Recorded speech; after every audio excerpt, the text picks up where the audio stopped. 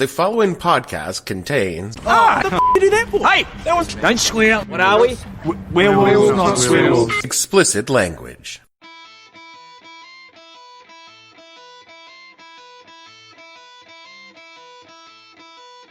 Hello and welcome to the podcast that asks a simple question.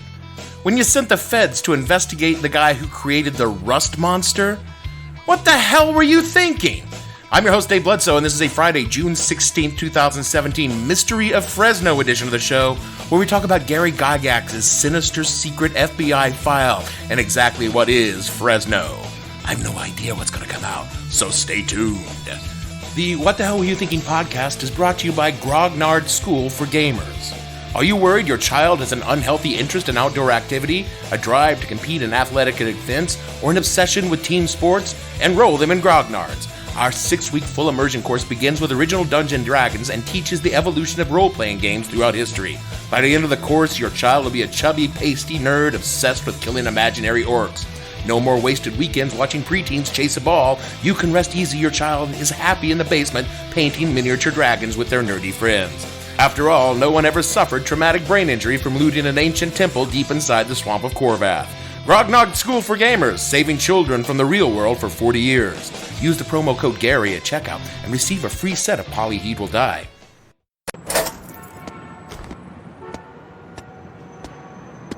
There he is. Seize him. Who said that? Ah! Hey! What the... Oh! Ow! No! Who are you people? I'm Al Gore, and these are my Vice Presidential Action Rangers, a group of top nerds whose sole duty is to prevent disruptions in the space-time continuum. I thought your sole duty was to cast the tie-breaking vote in the Senate. That, and protect the space-time continuum, read the Constitution. So I guess you'll want to see my fry hole. Very much so. But first, meet the Action Rangers. You already know Stephen Hawking. Also with us are Nichelle Nichols, a.k.a. Commander Uhura. Incoming transmission from MCI 1 Rate Department. It sounds like a limited time offer. Tell them I'm in the tub. To my left, you'll recognize Gary Gygax, inventor of Dungeons & Dragons. Greetings. It's a pleasure to meet you. And our summer intern, Deep Blue, the world's foremost chess-playing computer. Bishop to Knight 4. Not all missions can be solved with chess, Deep Blue. Someday you'll understand that. Where am I, anyway? You're traveling in a specially equipped terrestrial transport module. A school bus.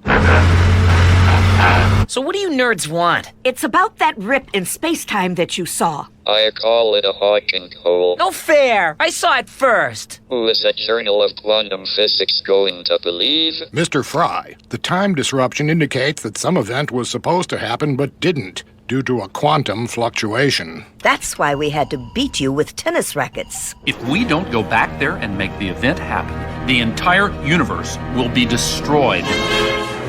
And as an environmentalist, I'm against that. Ooh! Oh! I'm going to say right up front, this week it's a little different. It's a walk down memory lane about a topic that I find really fascinating, but I understand many of you don't know or care about. All I ask is that you stay with me here, because all the things you hear in every week's show are in this show, just about something other than the orange cyst.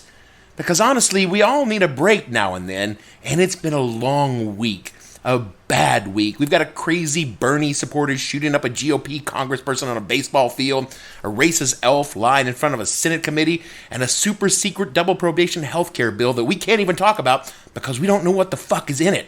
And on top of that, I was sick as hell for no apparent reason. Died of smoke or alcohol-related illness. Yeah, Gavin, you're gonna die of a Cheeto-related illness, you fat bastard. So that illness cut the heart right out of my week. I'm tired. I turned 48 a few weeks ago, and I feel old as hell, and I just want to sit down and quietly die in a corner, and then I gotta come in and do this shit.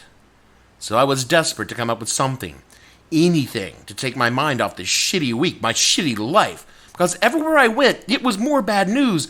More hearts were being broken, and people being used. I put on my coat in the pouring rain. I'm sorry I'm being informed that I have inadvertently slipped into the Jewel song I Was Meant For You, for the 37th time in the run of this podcast. I apologize for the inconvenience.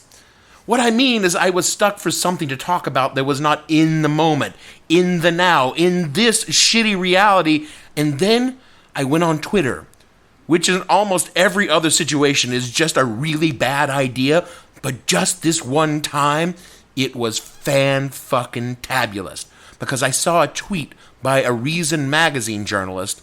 Again, not something that would usually make me happy, but this one did. Anyway, this journalist's name was CJ, and I apologize if I'm going to fuck up his name, Ciaramella, and he had managed to obtain the FBI file of Mr. Gary Gygax, the co-creator of Dungeons & Dragons and savior of many a childhood, including my own. And reading through this file is like a snapshot of Gary's life at the time it was made. You get an image of a man without any context. I know a lot of the backstory on Gary's life, but the one critical piece of information I lack is why Gary Gygax had an FBI file. And the speculation on this idea is it was consuming me all week. Why would the Federal Bureau of Investigations open a file on, of all people, Gary Gygax? And above all, what does that have to do? What does Gary have to do with an unremarkable town in the Central Valley of California? This is a question that begs to be answered, and that is what I am going to do with deductive reasoning, deep research, and failing all of that, I'm gonna do what Gary would do. I'm even considering making up some shit. Ernest Gary Gygax was born in Chicago, July 27, 1938. The son of Swiss immigrants, his father was a concert violinist who was either fired or walked off from the Chicago Symphony Orchestra. He spent his first few years of life in Chicago, but his family moved to Lake Geneva, Wisconsin, because in 1946, Gary ran with a street gang fighting for turf in a Chicago neighborhood. So we can see right there, he has a lifelong association with gangs and violence. So, that is how it's going to be. Dude, I'm trying to build a little drama into the narrative here. I learned that from Gary. I need something to work with. Okay, fine, this gang was a bunch of kids fighting other kids in the neighborhood, but Gary's family took him to Lake Geneva, Wisconsin, because they didn't want him to grow up to be a hooligan. And that's where Gary grew up, a small lakeside town, reading massive amounts of pulp fiction like Conan the Barbarian, and playing games of all sorts from chess to miniature war games. That's right, my friends, toy soldiers, but with rules. Lots and lots and lots of rules. I've been at a miniature war game. It goes on for hours without any play because the players were having so much more fun debating a tangent of the rules than they would if they were actually playing the damn game. Although, if I have to be honest, I've been in a lot of D&D tables where that was exactly the same case as well. I'm going to rush through a lot of historical detail here to get to the meat of the meal rather than fuck around with the appetizers. In 1974, Gary and his friends published a new kind of game they didn't even have a name for. They just called it the Fantasy Role-Playing Game, based on some fantasy wargaming rules Gary had created and a long-running campaign loosely based on those rules by a kid named Dave Arneson.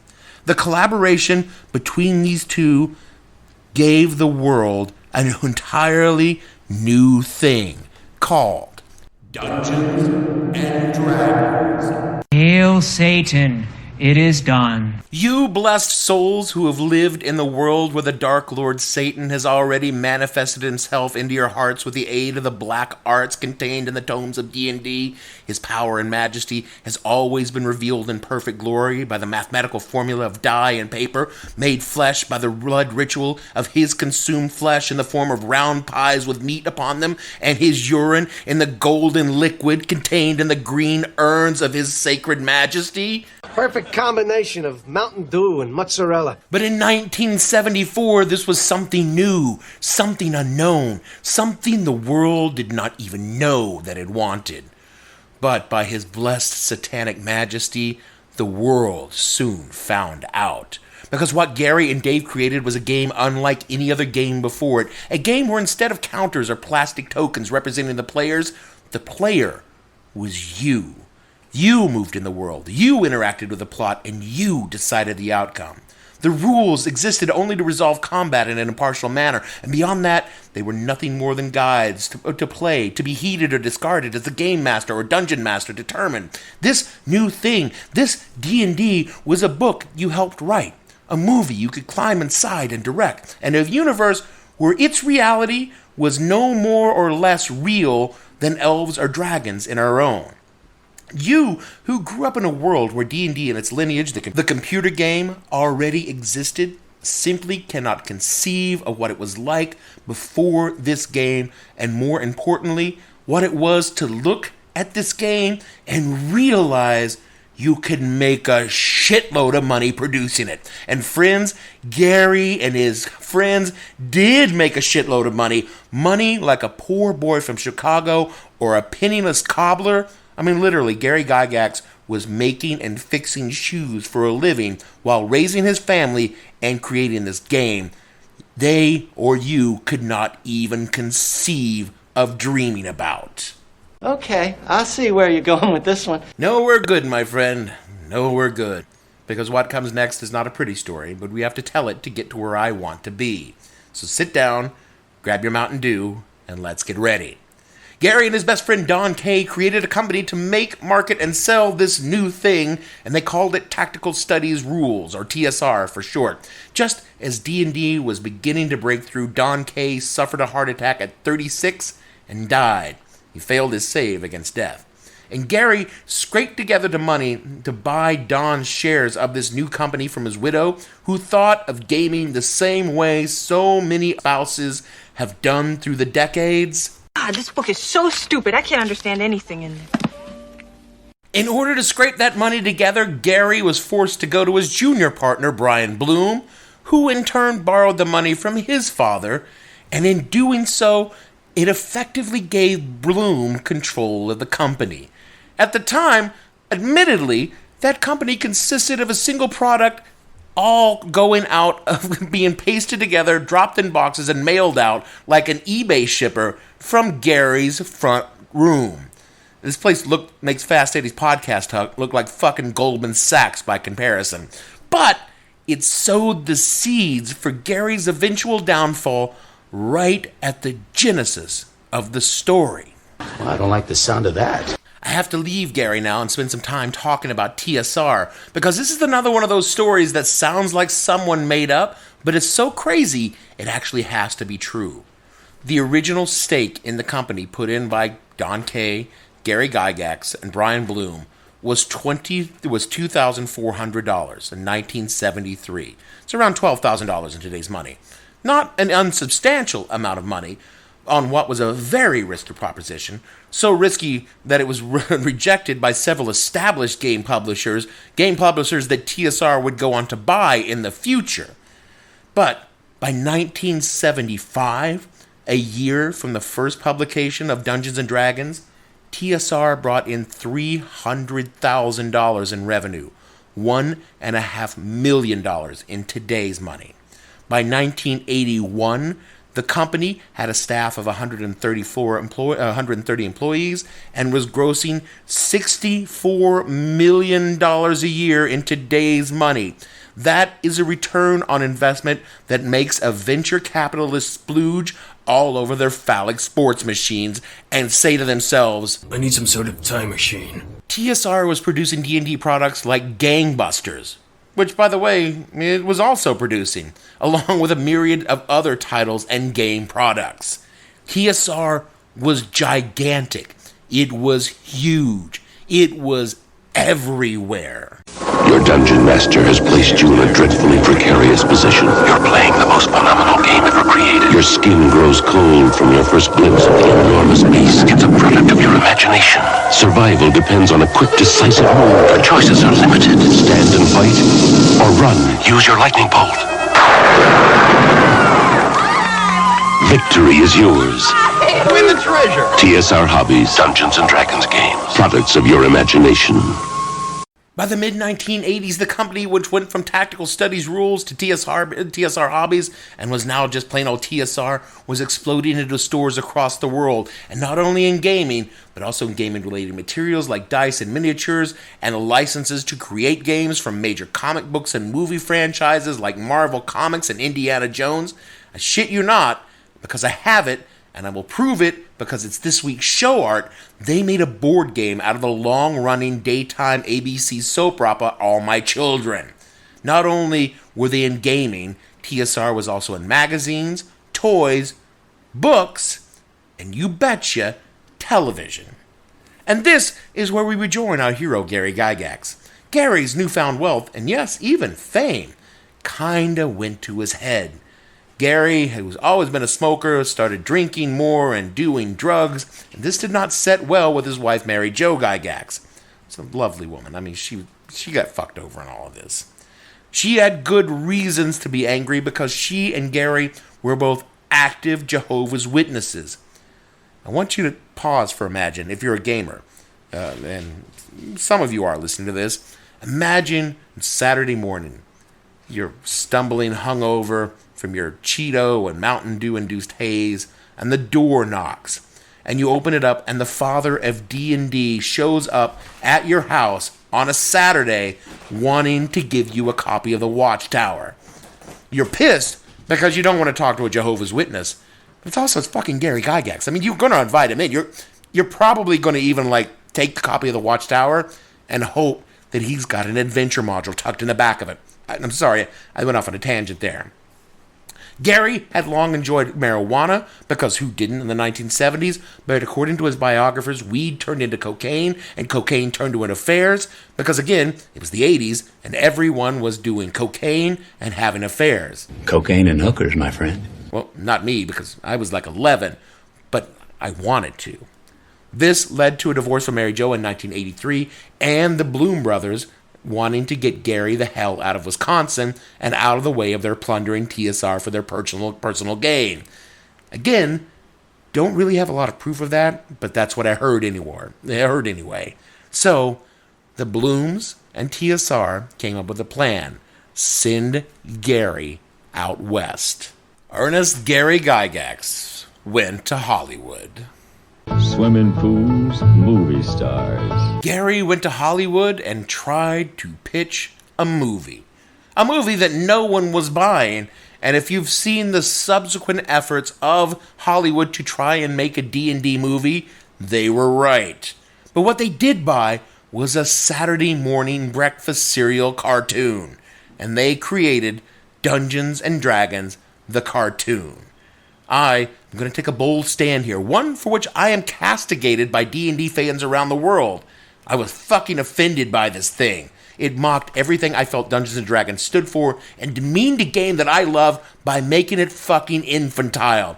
I took the game seriously. I put work into it. I thought Gary put work in it. It was teaching me the craft of writing and acting, and this cartoon made a joke of all of that with a bleeding goat-ass goddamn unicorn. I have never quite forgiven Gary Gygax for this abomination. You were in the game, you little shits. You had all sorts of magical powers. Why would you want to go back? This is all we who played the game ever fucking wanted. I don't understand what the problem was. Sorry. I have emotional issues around this. At the same time as all of this is going on, the nation of the South was in the grip of hysteria. D&D had long been associated with our blessed Dark Lord Satan, master of all, and selling his soul to the devil paid well for Gary and the game. I don't want to libel Gary to insinuate that he had sold his lord to the blessed dark master, Satan, Lord of the Hell. Slander is spoken. In print, it's libel. So I'll just slander Gary instead by intimating the only way this entire magical venture could ever happen is by selling his soul to the Lord of the Abyss. Come on, it's so simple. Anyway, many people were saying that D&D was a powerful tool of the devil to recruit young people into his dark and mysterious ways. I know that certainly was what it was for me, hail Satan. Gary even went on 60 Minutes to disavow the game's connection to his brutal majesty. Gygax owns the company and invented the game. Dieter Sturm is the head of public relations. There are a number of cases that have been documented where there is some connection between D&D. I'm not saying that D&D is the cause of the death, but paraphernalia from the game has been found at the scene of the death. Notes, suicide notes referring to the game have been found, and all of these people, in a dozen or so cases, have been documented as avid D&D players. And you see no connection whatsoever? I have yet to see one bit of valid clinical evidence to show that this has been anything more than coincidental with a disturbed child. If you found 12 kids in murder-suicide with one connecting factor in each of them, wouldn't you question it? And that's all people would do. I would certainly do it in a scientific manner, and this is as unscientific as you can get. It's nothing but a witch hunt. And in his infernal mercy, the Black Lord of Hell granted massive sales and great returns to the tool of his arrival, because every time someone made a new claim the game was satanic, the sales went up and up. Blessed be the beast. Gary included devils and demons in the game because they were part of pulp magazines and stories you read in the 40s and 50s, and the whole Bible thing that he was big into because he was a Jehovah's Witness. He tossed them in the mix because they were cool and spooky, and we kids loved them. We could fight the evil in the world and then steal their shit when they were dead. But to the panicking peoples of America, they were just one more symbol of evil. They used them to tear down gaming and gamers, and Gygax and all of us who gamed. And it worked, even when it made Gary a ton of money. But alas, the beast favors shifts like the wind, and in 1985, TSR was on the edge of the collapse. The company was in dire financial straits, and Gary rushed back from his hookers and blow in Hollywood to save it. And save it he did with new game materials and novels. He managed to gain control of the company and stave off financial collapse, and for his trouble, he was ousted from the company permanently by the Blooms and the person he had hired, Lorraine Newman. It's not Lorraine. No, it's not Lorraine Newman. Lorraine Newman was on Saturday Night Live.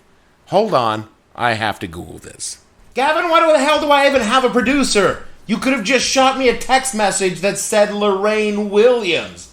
Lorraine Newman was on Saturday Night Live. Jack off. Oh, I see. Yeah, okay, I've got the ringer turned off on my phone. All right, we gotta fix that. Gary was out. He lost control of the company, most of his intellectual property, and any rights to where the D&D game would grow or not grow. It was a pretty good kick in the crotch to take the man who created and built the company and tell him he can just go fuck himself right in the ear. TSR would go on for another decade, but it would slowly wane in influence and money until it was sold to Wizards of the Coast in 1997 and was officially closed shortly thereafter. The gaming market was all but saturated, and gamers around the world suffered from an overabundance of choices, and dragons and elves just weren't cutting it anymore. Apparently, during that time, people were into fucking Vampire the Masquerade. Jesus, fucking Anne Rice screwed over an entire generation of Gen Xers. The entire gaming market basically collapsed on itself, not unlike the home video market did in the early 80s, but it never really went away. It just grew small, insular, and hidden in the shadows for many long years. Kind of like those of us who played the games. Hasbro, the toy giant, would eventually buy Wizards of the Coast based on their lucrative collectible card game Magic the Gathering, whose market dynamic kept players buying more and more cards that sustained their revenue, unlike D&D, where once you had the core books, you really didn't need anything else. I mean, you wanted it, and you bought it, but you never really needed it. I mean, if you had a player's handbook, a dungeon master's guide, and a monster manual, and some dice, you could play D&D in perpetuity. Our hero, Gary Gygax, never really left gaming. He tried repeatedly to capture lightning bolts in the bottle like he did in 1974, but never quite succeeded. He struggled with lawsuits against him by TSR, attempted to create new games, but always seemed to come up short of those few magical years in the 70s and 80s. By the turn of the 21st century, he'd grown to become an elder statesman of gaming, living quietly with his second wife Gail in Wisconsin, attending and speaking at gaming conventions and contributing to the flourishing world of online gaming, the message boards and things like that. And when he died in 2008, his wife Gail Gygax withdrew all of his licenses from the content that he created as said elder statesman, and she retains them still, along with presumably a trove of unfinished works and notes detailing decades of his life in gaming and all the other history that he helped create. His sons Ernie and Luke still continue the tradition of Gygax line gaming. Their annual tribute to their father's life and work in the form of a convention in Lake Geneva called GaryCon brings the lights of TSR back to the old home place and old gamers to share in the joy of the world that Gary and we created. There are worse legacies to leave the world than millions of people, young and old, who play fantasy role-playing games, and all of those who live in a world shaped by his imagination and television, movies, literature, and of course computers. I guess I never really answered why Gary had an FBI record. It could be his time in Hollywood and the drugs. I secretly suspect, in an almost conspiratorial way, it came out of the satanic panic. It amuses me to think that some proto-Fox Mulder was handed a photo of Gary Gygax and told to track down the links between Gary and the Satanist. My oh so hilarious jokes aside, there were none. D&D had no more to do with the devil than it did with devil's food cake. First of all, there's no such thing as Satan. Blasphemer! And while devil's food cake is delicious, you can't eat it at the gaming table. You get frosting all over your game books. You can read through Cheeto dust, but not chocolate frosting. I know it because I have a bunch of fucking game books with chocolate frosting, you fucking heathens. The satanic panic was a moment in time not that different than now, when we were desperately looking for some outside entity, some outside evil, to explain why the world we all knew and understood suddenly seemed incredibly fucked up. All I know is that Gary's story is a pretty good parable about getting what you want from life. Here was a man that loved something so intensely, he was driven to make it his life's work. He struggled through his youth to feed his family and his passion, and then somehow found a way to do that and so much more with his passion.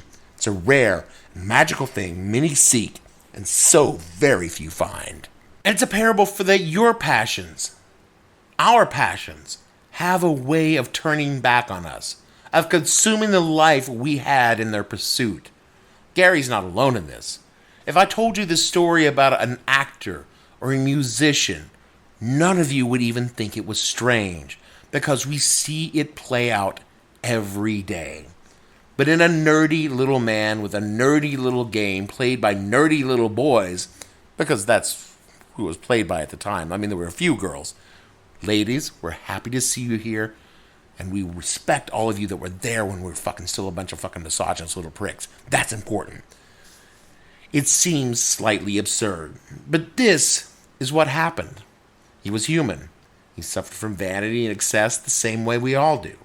He was given tons of money all of a sudden, catapulted to fame and prominence, and then lost it all, never to regain anything close to comparable to the life he had. His family now bickers over his name and his legacy. Allegations of wrongdoing fire across their bows as they struggle to come to grips with the value of that legacy. His fans choose sides and wonder what is being hidden, and glom onto nuggets about him from places like his FBI files, and make up stories about him, because that is what he taught us to do. Make up stories and tell them to each other. Like the story of a cobbler from Wisconsin, who only pretended to front a gaming company in order to fight the forces of darkness, who trained and recruited through his games a cadre of children sensitive to magic and trained in the ways of war, who even now fight battles in the shadow against demons and devils, who took his millions and funded their training and continues to keep the world safe, and that someday, they will find and recruit me. Not because I can fight, I'm old and I'm fat, but they will recruit me into the ranks of researchers who sit in the ancient archives. And that is the story that I want to tell, about why Gary has an FBI file, and how Fresno is a code name for the government's investigation into that secret war. And someday I will tell you, pod friends, all that I know about Fresno.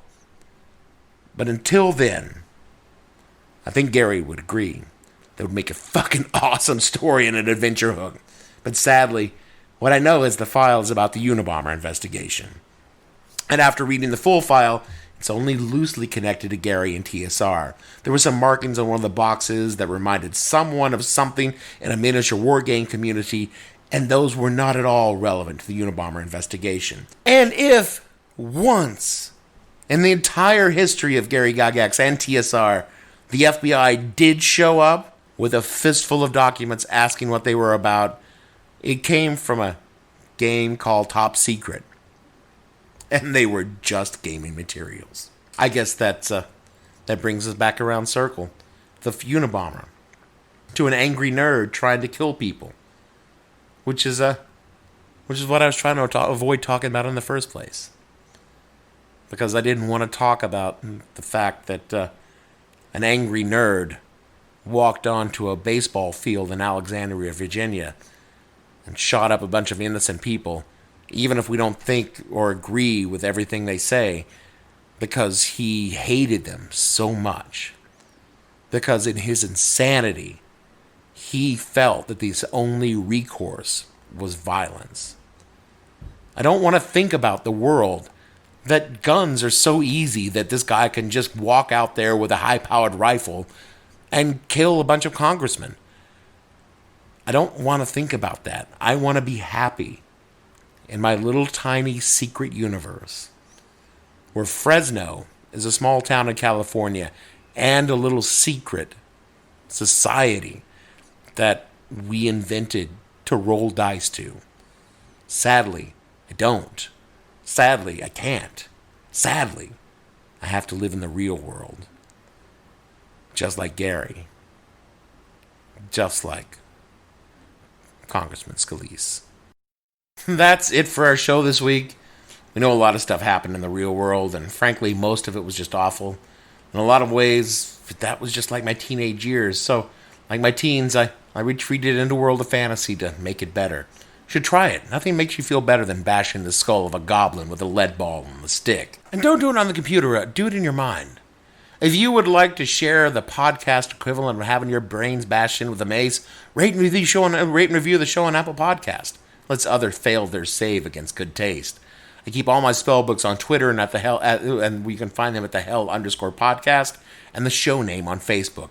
Gavin has recently joined Twitter, where he will sporadically tweet nice things about me like a Trump cabinet meeting. He's @Producer Gavin. Follow him. All of the shows are on SoundCloud and at www.whatthehellpodcast.com. For me, Dave Bledsoe, the 140 characters that make up Producer Gavin, and all the other fictional Fresnos on this show, we want to say, just drop the mic, Gavin, and let the song take it away. The bass is thumping, the club is jumping, hot drunk girls in the corner humping, booty shaking, big titties faking, high five my boys, his drinks we taking. But what do we know about this? Nothing. We're not even there, I was only frontin'. We're in a basement role playing D&D, exploring the land of make believe. It's kind of like reading a book anew, except you control what the characters do. Untold adventures await your mind as you become someone else, intertwined. Some think it's nerdy, that's probably true, but fuck you, it's just what we nerdies do. Allow our imagination to soar free as our dreams here become reality. All through the night, sit tight, and keep on rolling, looking for that 20. Then we know we're golden, others go for a fight. We keep on rolling, order us some pizza. It disappears like Merlin. The drums are thumping, goblins jumping. We're in the deepest part of the dungeon. Brave wizards stand at the rear, throw a fireball at anything you hear. Hey thief, don't bother, you failed your roll. I see you in the shadows, little hoe. Oh me, I'm a cavalier, I check the doors. That's the reason they call me a hero whore. That's right. Got a chain kobold in the lead, we call him Trap Tester, know what I mean? Torches shaking, hit points aching, see any kind of treasure we taking. Dice rolling, sword glowing, deep in the dungeon depths we keep going. Hear a monster sound, look around, continue down the tunnel dumbfound. Enter a cave that reeks of foul stench, not the place we really want to be, I bet. Then I see what I can't believe, a red dragon standing in front of me. All through the night, sit tight, and keep on rolling, looking for that 20. Then we know we're golden, others have them, they light. We keep on rolling, don't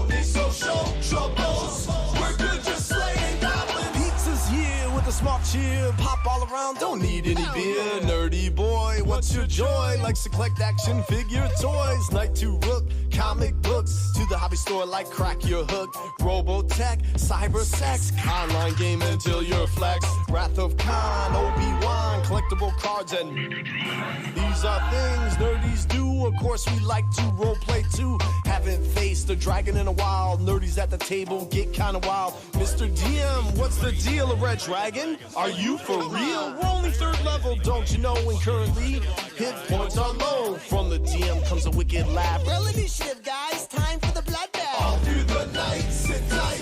Can't keep on rolling, rolling. Looking for that 20. Then we know we're going. Others go out at night. We keep on rolling, rolling. Don't need to spend money. We need our medication. All through the night, sit tight. Can't keep on rolling, rolling. Looking for that 20. Then we know we're going. Others have them a white. We keep on rolling, rolling. We are not true virgins. Get plenty of kinetic. A huge fireball suddenly appears and strikes the dragon like a bombardier. Yo, wizard, think you best retire. Don't you know a red dragon's immune to fire? Oh shit, my bad. He looks kinda mad. That's my last spell. Cheerio, lad. The others run smart thing to do, but I'm a cavalier and I'm not allowed to unsheath my wicked chaos blade. The dragon's roar begins the rampage. Sound aloud, a blood-curdling battle cry. Close the gap to suicide. Leap attack as I gracefully glide, attempting to strike its scaly hide. Damn, roll the 1. My blade falls, that's it, I'm done. So steep.